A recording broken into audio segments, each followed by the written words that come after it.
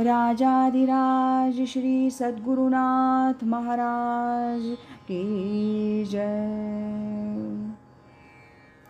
तीर्थस्वरूप परमपूज्य श्री रामराय गोविंद केळकर तथा श्री दासराम महाराज यांच्या वचनांवर आधारित श्री दादांचेच अंतरंग सत्शिष्य ना गोखले यांनी लिहिलेल्या नित्य नवा दिस जागृतीचा या ग्रंथातील आज ऐकूया 2 मे या दिवशीचं चिंतन. सारखा वारा वाहतोय पण दिवा विझत नाही आणि तो विझला तर तिथं वारं राहत नाही. वाऱ्या दिव्या पडली घेव. वाऱ्याची आणि दिव्याची गाठ पडली की चैतन्याच्या क्रिया सुरू होतात. हे एक मोठं आश्चर्य आहे. एकाच वेळी शरीरात थंड करण्याची आणि गरम ठेवण्याची योजना परमेश्वरानं कशी केली आहे याचं गूढ अद्याप पावेतो भौतिकशास्त्राला उलगडलेलं नाही. प्रचंड ऊर्जा वापरूनसुद्धा ती शरीरात पुन्हा पुन्हा निर्माण होते. साठवून ठेवली असेल असं म्हणावं तर तिचा साठा सापडत नाही, पण वेळ पडली तर अमर्याद शक्ती प्राप्त होते. हे आपण पाहू शकतो. ही शक्ती कशी मिळते? शरीरात अखंड वायूचं चलनवलन सुरू असतं. पाणी आणि वारा यांच्या सहाय्यानं रक्त संपूर्ण शरीरभर अगदी सूक्ष्मातिसूक्ष्म अशा रक्तवाहिन्या, केशवाहिन्या यांच्यामार्फत पोहोचवलं जातं. पण त्याबरोबरच ते उष्णता शरीराची कायम राखतं.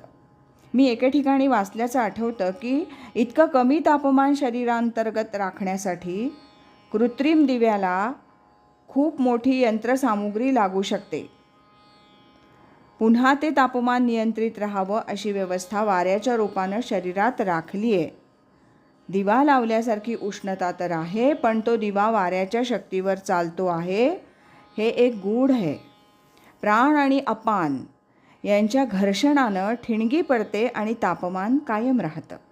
अशी काहीतरी व्यवस्था आहे. हृदयात झाली घासणी, कंठात प्रकटला वन्ही असं वर्णन आहे. हा समतोल राखला गेला तर मनुष्य स्वस्थ, निरोगी आणि जिवंत राहू शकतो. दिवा आहे, चैतन्य आहे, तोपर्यंत उष्णता आहे.